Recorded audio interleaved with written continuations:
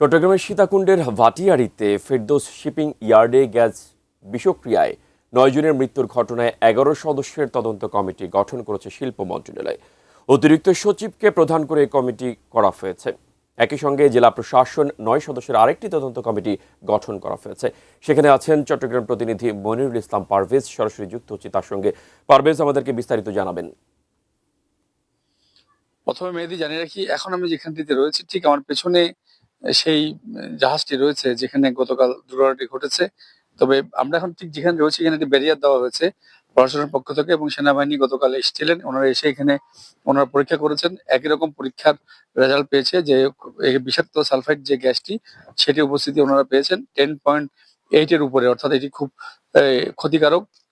যে কোনো সময় যে কারো শ্বাস মধ্যে ঢুকলে সেটি মানুষ যে মৃত্যু হয় সেটি গতকাল দেখা গিয়েছে। আমরা এখন যেখানে রয়েছি আমাদের আসলে শ্বাস নিতে খুব কষ্ট হচ্ছে, কারণ এই জায়গাটি আসলেই ভারী হয়ে উঠেছে। এবং এটির একটি কারণ হচ্ছে যে কিছুক্ষণ গতকালকে আমরা দেখেছি একজন সাংবাদিক ঠিক আমার ঠিক পেছনে, আমরা যখন ওই জাহাজটির ফুটেজটি নেওয়ার জন্য গিয়েছি, তারাই নিঃশ্বাসের মাধ্যমে এই বাতাসটি তাদের মধ্যে ঢুকেছে, তারা অনেক একজন এখানে অজ্ঞান হয়ে গিয়েছে। সেজন্য একটা অবস্থা আসলে রয়েছে।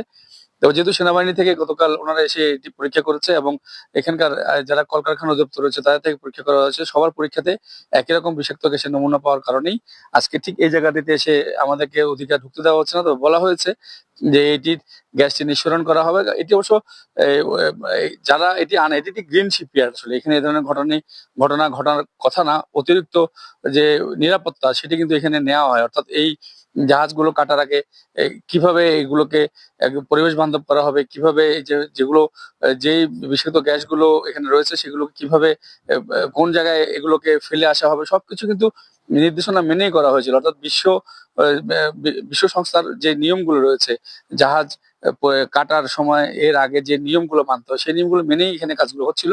তারপর একটি দুর্ঘটনা ঘটেছে।